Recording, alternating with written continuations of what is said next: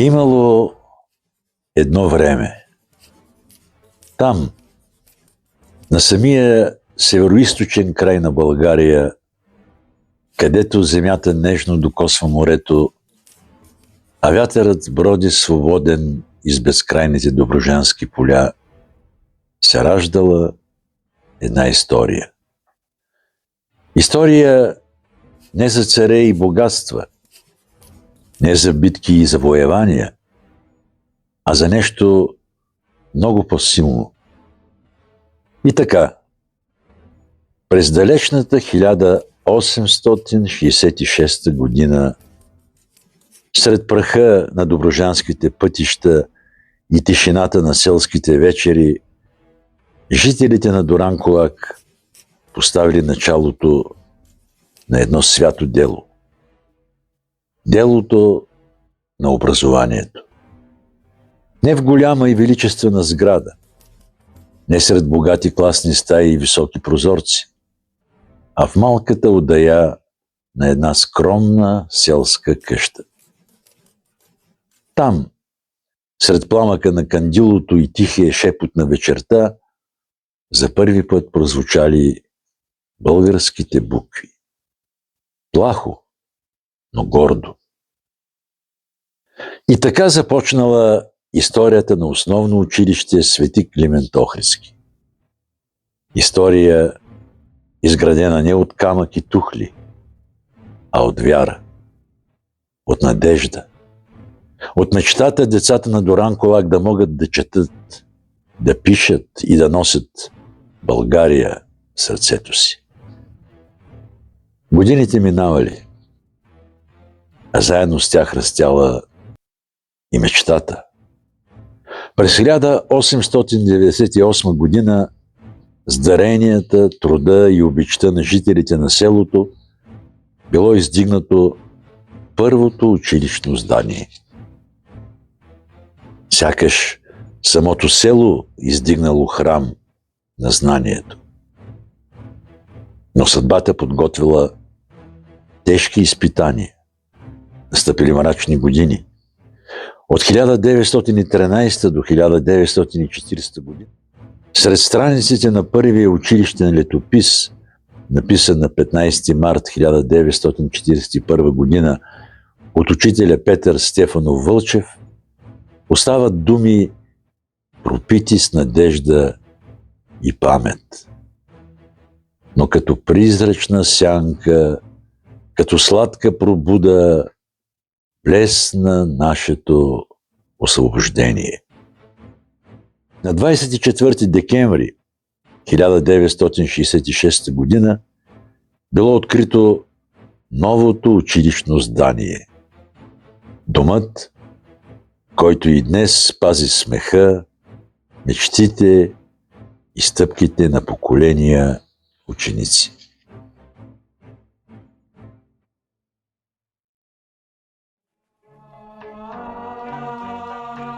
С това училище съм свързан вече 40 години. 7 като ученик и 33 като учител. Доста са. Как започна вашият път тук? В 68 година, 1968, нали се сбъркал?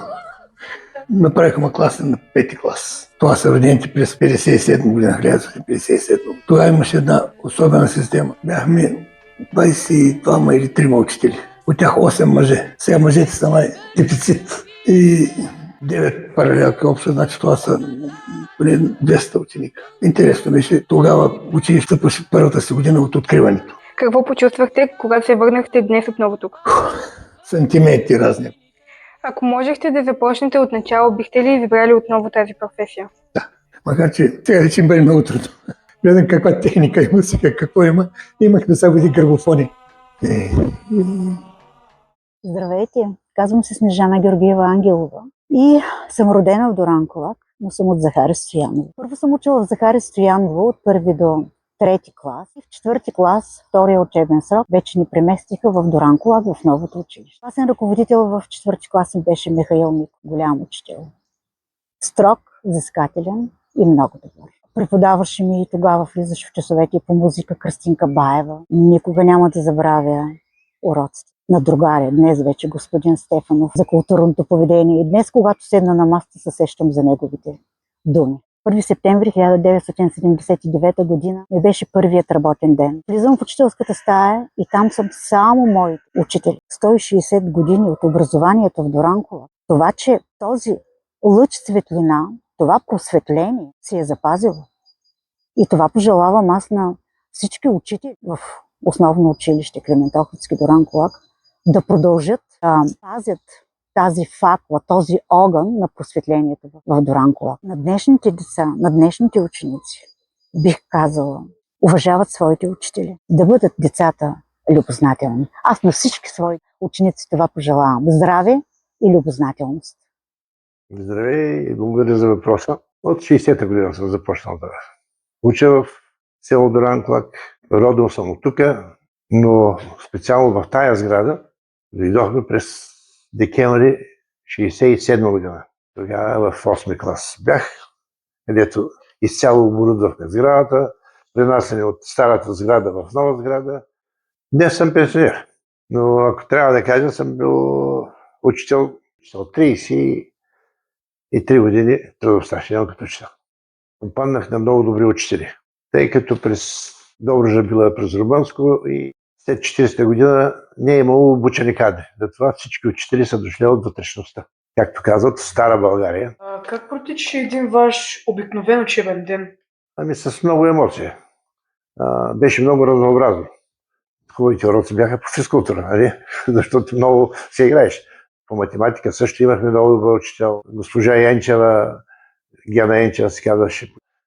Залягаха повече на ценностната система. Какво научихте от своите учители, което ви помага и днес? Ами да бъдем честни, откровени, да имаме постоянство. Ами то основни разлики би трябвало да няма. Значи всички се стремят към усъвършенстване, към научни достижения, да бъдат знаещи, можещи и да бъдат полезни на обществото. Как се чувствате, когато се връщате в училището? Ами аз почти не съм го напускал. Останал с голяма благодарност. Казвам се Таня Янакиева и до края на месец март 2023 година бях началник отдел образование, култура, младежки дейности и спорт в общинска администрация град Чабла. Да бъда част от 160 годишната история на училището в село Дуранкулак за мен е привилегия, защото това ми даде възможност да се докосна до традициите, вплетени в развитието на училището и до днес. Да общувам, да работя и да се уча от учители, за които професията беше не просто обикновена професия, а призвание и даваха всичко от себе си за утвърждаване доброто име на училището. Училището в Дуранкулак е основно и е важно както за осигуряване на достъп на образование на всички подрастващи в този район, така и за запазването на средната степен на образование в цялата община. И сега и в годините назад училището е разполагало с педагогически кадри, които са извели със съответните знания според държавните стандарти своите ученици. Ако нещо е съхранило училището, то го съхрани обществената нагласа на хората да го има училището. И изключителен процес, който водеше до утвърждаването му като институция в кметство Дуранкулак. Връзката родител-учител, отварянето на институциите, община, кметство, кооперации, земеделски производители към проблемите и решаването им, свързани с училището, също изигра важна роля. Тук не може да се отмине факта за ролята на учителския колектив, воден дълги години от директора на училището госпожа Маргарита Тодорова в издирване, обхват и задържане на подлежащите на образование подрастващи. Ето в такава среда се развива и критичното мислене днес и адаптивността на децата. На учителите ще пожелая да обичат професията, която са избрали. Посланието ми към учениците е: трупайте знания, търсете упорито своя път, не се задоволявайте с малкото и с лесното, бъдете откриватели и никога не подценявайте ролята на учителя. Благодаря ви! Казвам се Маруся Видулова Иванова и съм учител от 1986 година, месец септември, до месец февруари 2026 година. Има ли ученик, който завинаги е останал в сърцето ви? Никога не може един учител да отдели един ученик. Това е като една майка. Тя не може да отдели децата си, така и ние не може да си отделим учениците. Случвало ли ви се да осъзнаете, че сте променили нечий живот? Много ми се иска да стане така. Много ми се иска да съм оставила частица от себе си във всеки един от вас. Че ме затрудни. Най-трудното, може би, да приема, че трябва да изляза от училище. Просто трябва да го приема, че ми е дошло времето. През различните времена учениците са били различни, но винаги в тях е имало нещичко, което поддържа и нас, млади. Всички учители, които сме били с вас. Сега ви сте много по-мобилни. Обичате технологиите, по-малко ви се чете, изкуствен интелект ползвате и какво ли още не, социални мрежи. Докато преди това учениците, за да получат нещо, трябваше да се потрудят малко повече. Какво от миналото бихте искали да запазите и днес? Виж, всички възрастни хора казваме, че нашето време е било най-хубавото. Особено когато сме били деца. Нека да запазим детското, макар и възрастни. Нека да запазим частица от детското в себе си. Тази искреност, която имат децата. Това чувство за справедливост, което имате вие. Това е хубаво човек да го запази. Липсва ли ви училището? Сега. Ако кажа, че не ми липсва, ще излъжа. Ако кажа, че ми липсва, пак ще излъжа. Идва един момент, в който човек трябва да разбира, че вече е време да напусне тая сфера и да даде път на други млади учители. Какво бихте казали на днешните учители? Да дързаят и да се борят за всяко едно дете. Ако можехте да започнете от начало, бихте ли избрали тази професия отново? Определено. Благодаря много. И аз ви благодаря. Аз съм Веселин Йорданов, кмет на село Дуранкулак от 2015 година.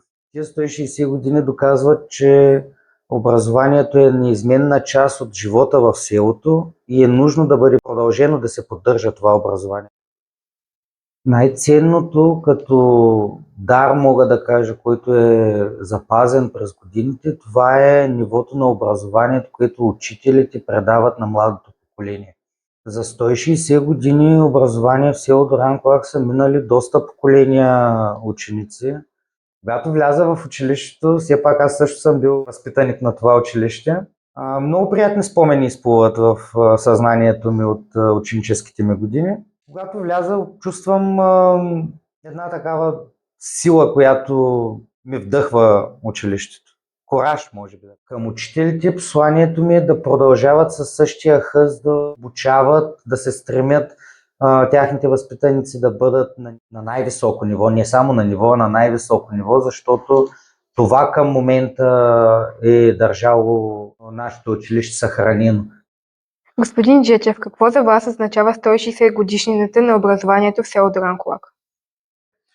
160 години дори вече и от, ако трябва да сравним и с човешкия живот, е една доста дълга история и това основно говори за нуждата. От нуждата за образование и просвета. Си позволя да цитирам дългогодишната директорка на училището, госпожа Маргарита Тодорова, с най-големите ми уважения към нея. Тя пък цитираше дядо Вазов за това, че ако не са учителите в едно училище, то просто училището ще бъде купче на камъни. Учителите, разбира се, и възпитаниците на училището са това, което толкова дълги години го е съхранило във времето. Наистина адмирации и благодарности за всички тези, които от създаването до ден днешен са се посветили на тази професия и дават всичко от себе си, за да успеят да научат и възпитат всички тези деца, които са минали през училище. Какво послание бихте отправили към учителите и учениците по повод тази годишнина? Много по 160 още. Казвам се Теодора Вълчанова и съм директор на детска градина Дора Габе, град Шабла. Започнах работа през далечната 2003 година като начален учител в основно училище Свети Климент Охридски. И класен ръководител на 4-ти клас. 93-ти набор. Леле, те са вече 33 годишни. Какво правеше това училище специално за вас? Даваше ми криле. Госпожа Тодорова много ме мотивираше да работя. Какво чувствате, когато днес се връщате в училище в Дуранкулак? Все едно се връщам у дома, с носталгия, с много добри чувства се връщам. На колектива, който работи към настоящия момент, пожелавам здраве и благополучие, да отстояват авторитета на училището, да женат успехи и да не спират пред постигнатото. На учениците пожелавам също да са много здрави и да вярват в себе си и с вдъхновение и стремеж към науката. Здравейте, бихте ли се представили и споделили кога завършихте училището в село Дуранкулак? Здравейте, казвам се Валентин Василев. Роден съм през миналия век, 1962 година. Завърших до 8 клас в училище Климент Охридски, село Дуранкулак. Като ученик, в далечната 1969 година бях първи клас. В нашия първи клас бяхме 43 деца. Тогава в района живееха страшно много хора, имаше страшно много деца.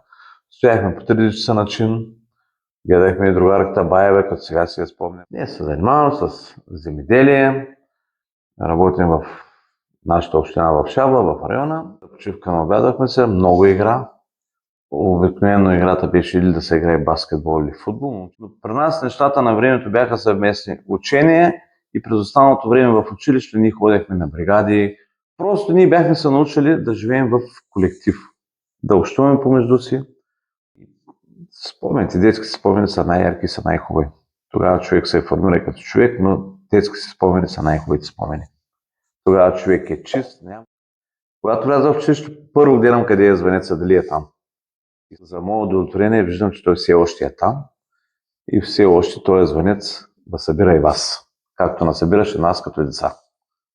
Казвам се Живка Мянкова и съм бивша ученичка на основно училище Климент Охридски. Кога завършихте училището в Дуранкулак? Училището завърших през далечната 1986 година на миналия век. Участвахме в всякакви кръжоци, които имаше. Работихме тогава имаше дърводелна. Там можехме на струк, ни научиха с дървена пила, с триони, другарката Димова казваше една много интересна дума метчик, която и до днес нямам никакво обяснение, нито как изглежда, нито какво прави. Да, и много. Аз често идвам в училището, защото е свързано и с моята работа.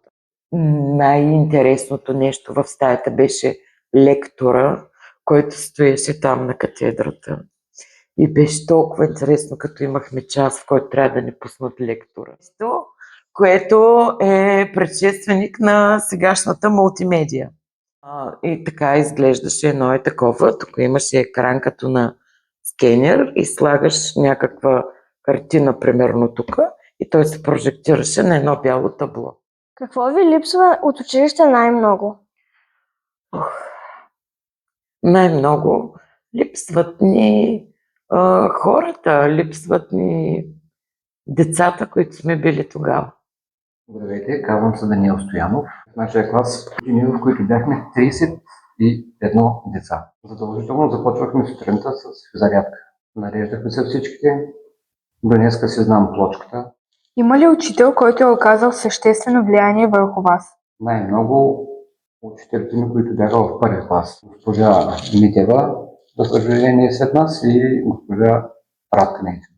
Какво бихте казали на днешните ученици? Да слушат учителите, най-много ми липсват игрите, липсват ми определено липсват. Бихте ли се представили и споделили кога завършихте училището в село Дуранкулак?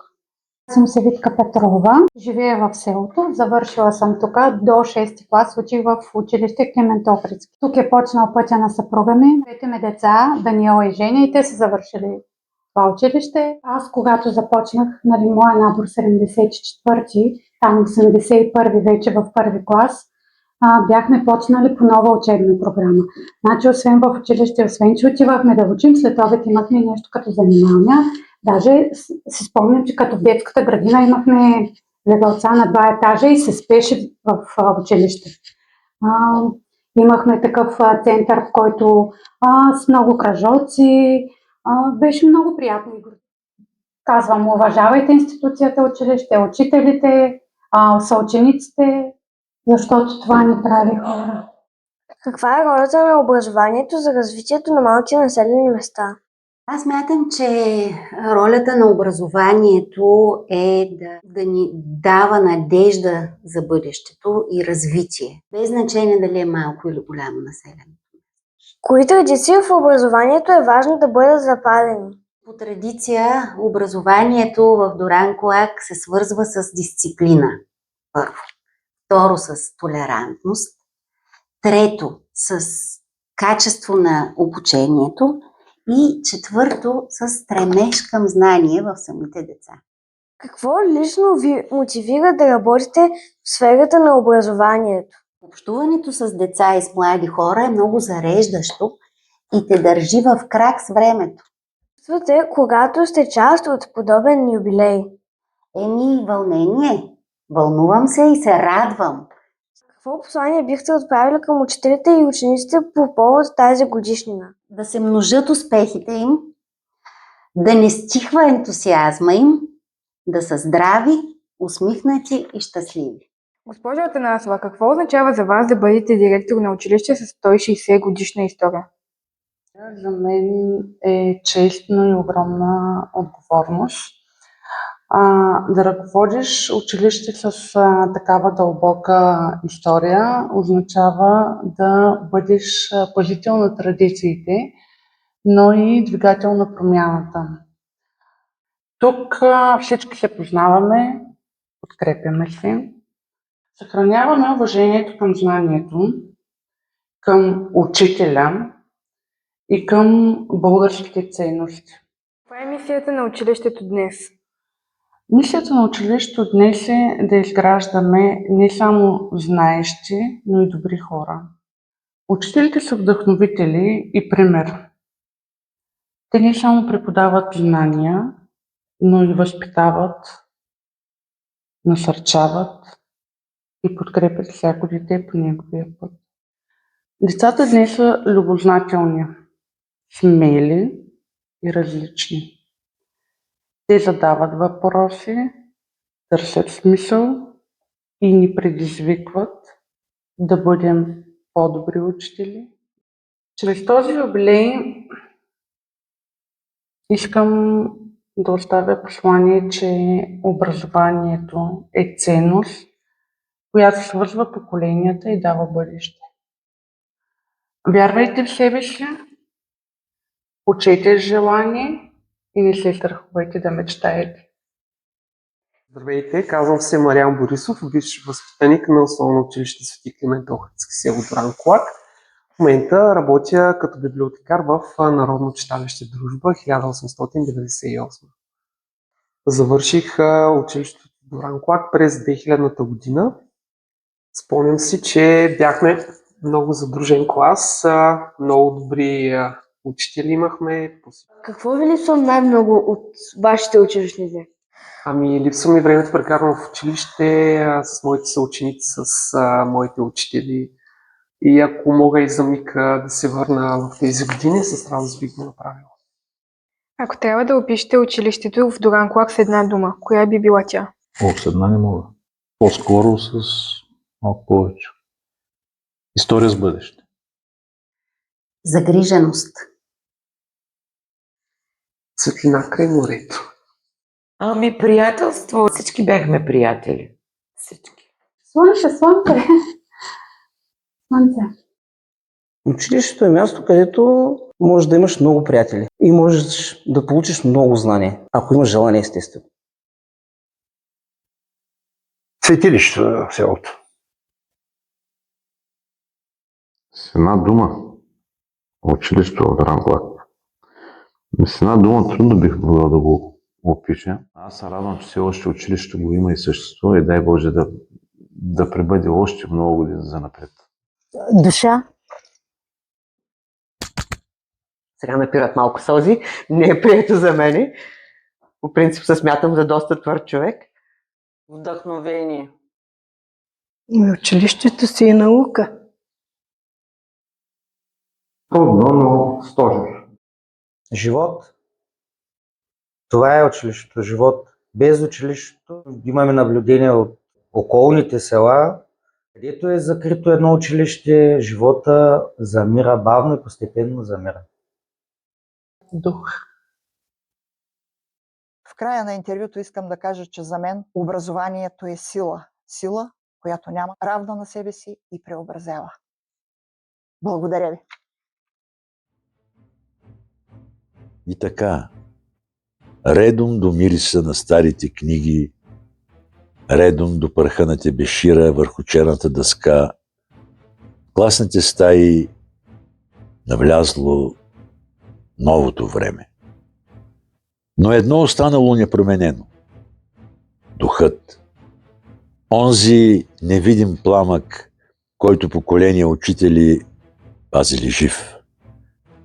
Защото истинската сила на едно училище не е в стените му, а в хората. В учителите, които превръщат знанието в светлина.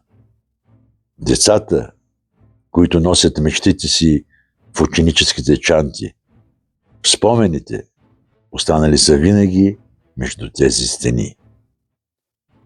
През класните стаи на основно училище Свети Климент Охридски преминали хиляди деца.